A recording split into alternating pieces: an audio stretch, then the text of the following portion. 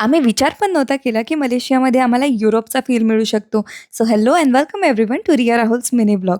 तर आज आहे मलेशिया ट्रिपचा डे 3 आणि आम्ही निघालो केएल टॉवरसाठी. हा नाही, हां. सर्वात आधी आम्ही गेलो टॉवरच्या स्काय डेकला आणि तिथून पूर्ण कुआलालंपूरचा खूपच अमेझिंग व्ह्यू येत होता. खाली ग्लास असल्यामुळे भीतीही तेवढीच वाटत होती. त्यानंतर आम्ही गेलो ऑब्झर्वेशन डेकसाठी. तेथील बायनॅक्युलर्सचा यूज करून आम्ही लोकांच्या घरी ताकझाक करण्याचा प्रयत्न केला. नंतर आम्ही गेलो स्काय वॉकसाठी. आधी वाटलं की खूप भीती वाटणार, पण स्काय वॉकची हाईट बघून कळलं की इथे सेफ्टी हार्नेसची पण गरज नव्हती. तरी देखील आम्ही खूप मजा केली. इथे ग्लास ब्रेकचे इफेक्ट देखील होते. आम्ही हॉटेलवरून चेकआउट करून निघालो बर्जाय हिल्ससाठी आणि आमचा स्टे होता शॅटू स्पा अँड वेलनेस रिसॉर्टवर.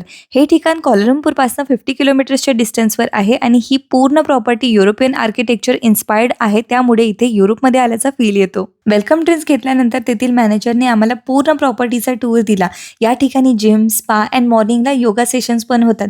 नंतर आम्ही निघालो आमच्या रूमकडे आणि ही होती आमची रूम आणि हा होता आमच्या रूमच्या बाहेरचा व्ह्यू.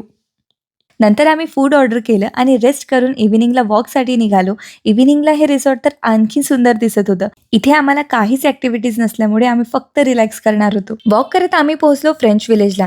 ॲक्च्युली ते कोलामार ट्रॉपिकल रिसॉर्ट होतं आणि ते लिटरली एका फ्रेंच टाउनसारखं होतं. तिथे कॅफेज, पिझ्झेरिया, इव्हन 7-Eleven पण होतं. पीक सीझन नसल्यामुळे इथे गर्दी कमी होती, पण इथे येऊन आम्हाला अक्षरशः फेरीलँडमध्ये आल्याचा फील येत होता. माझं तर इथून निघायचं मनच करत नव्हतं. आय मीन तिथलं ते soft music, romantic evening and तो व्ह्यू, कोणाला इथून निघावंसं वाटेल. फायनली आम्ही तिथून निघालो आणि आमच्या रिसॉर्टवर रिटर्न आलो. सो हा होता आमच्या मलेशिया ट्रिपचा डे 3 आणि पुढे आणखी मजा येणार आहे. So stay tune for that.